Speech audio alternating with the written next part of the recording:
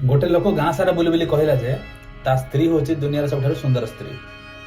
लोक मैंने आश्चर्य पचारे एक कथा जो कहूँ जे तो स्त्री दुनिया सब सुंदर स्त्री यार प्रमाण कौन।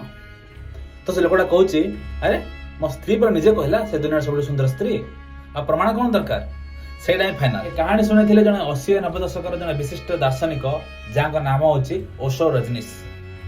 आजिकल जो माने कट्टर धार्मिकवादी लोक अच्छा से चिंताधारा भी ठीक यही सेमाने जहाँ तांकर धार्मिक पुस्तक लिखाई जहाँ रिलीजियस बुक रे लिखाई ताहाको ही सेमाने मानि चलती।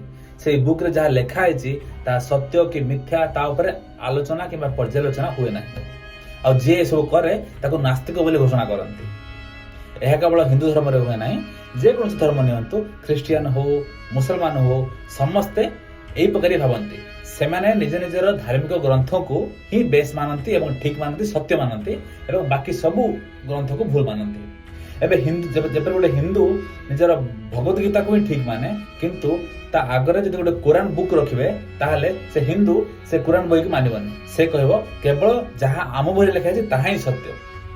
आ सेहीपरि ख्रीस्टियान मुसलमान मध्य सेमाने हिंदू मानकर बही को भूल भावती एवं तांकर बही को ठीक भावती किंतु कहीं मध्य से बुक रे से पुस्तक रे जहाँ लिखाई तार सत्यता जाना चेष्टा करना। तो एबे शिक्षित युवक मान पाखे दुटी रास्ता रहा। एक तो जहाँ बही लिखाई ताहा मानि नियंतु, द्वितीय रास्ता जड़े जिज्ञासी हूँ एवं से बहीर सत्यता प्रतिपादन पर चेष्टा करतु। कारण जितेबाला आम कौन जिन को विश्वास करना ताहले आम से रिसर्च कि एनालिसिस करने बंद कर दो जहाँफल से जिज्ञासा बा नॉलेज आमको मिल पारे ना एवं सत्य कौन जना पड़े ना।